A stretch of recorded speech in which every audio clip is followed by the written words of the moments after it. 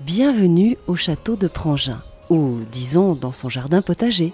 C'est un peu moins princier, mais depuis le 18e, j'y suis tout de même bien entourée. Et puis, les fruits, les fleurs et les légumes qu'on y trouve sont autrement plus vivants et colorés que de blancs aristocrates enfarinés, non? On me prend parfois familièrement pour une patate, ce que naturellement je ne suis pas. Non, moi je suis une pomme de terre. Je suis née dans les Andes, sur un altiplano perché à plus de 3000 mètres d'altitude, tout près du ciel donc, et en même temps enfoui dans la terre sacrée de la Pachamama.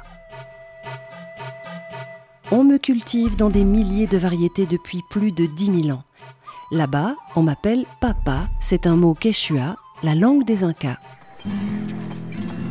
Un jour, des moustachus à casque de métal sont arrivés sur leurs grands chevaux avec leurs gros sabots. Ils venaient d'Espagne. Ils avaient traversé l'Atlantique, avaient fourbement conquis le Mexique, avaient découvert l'océan Pacifique qu'ils ont longé jusqu'au Pérou, c'est-à-dire jusqu'à moi. Là, ils ont brutalement jeté bas l'Empire Inca et ils ont décidé de me ramener en Europe. C'était la mode alors de ce qu'on appelait le Nouveau Monde. On ramenait de l'or, de l'argent, des bijoux, du bois, de l'exotisme et des cannibales en guise de curiosité devant le roi. Moi, c'est au pape qu'on m'a offert naturellement, parce que je m'appelais Papa, et que c'est comme ça qu'on dit pape dans la langue des moustachus à casque de métal. Lui, le pape Pie IV, souffrait de la goutte. J'étais supposée le guérir. Évidemment, ça n'a pas marché. Le pape est mort. Du coup, on a fait de moi, au Vatican, une plante décorative. On admirait mes fleurs roses, blanches et violettes, mais on ne s'intéressait en fait à ma pomme que très épisodiquement. Il en a fallu du temps pour que je me répande en Europe où je reste une curiosité. Parfois, on me prête d'improbables vertus médicinales. Parfois, on me juge impropre à la consommation, voire toxique, tout juste bonne à nourrir les porcs. Oh, le bel âge éclairé de la Renaissance. Gaspard Bauhin est le premier naturaliste à faire mon portrait. Il me baptise d'un nom latin, comme on le faisait alors, Solanum tuberosum.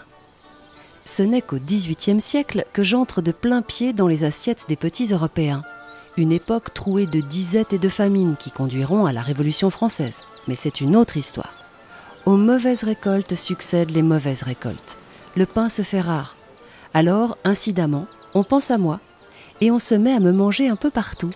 En séjour dans la région de Nyon, Samuel Engel, savant et agronome bernois, s'intéresse de près à ma culture et publie des manuels de référence à mon sujet.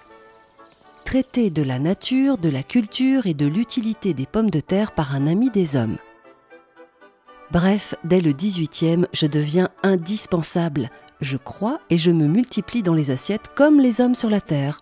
En robe des champs, en purée, rissolée, au four, en gratin, en soupe, en frites, en chips, en farine, en rösti.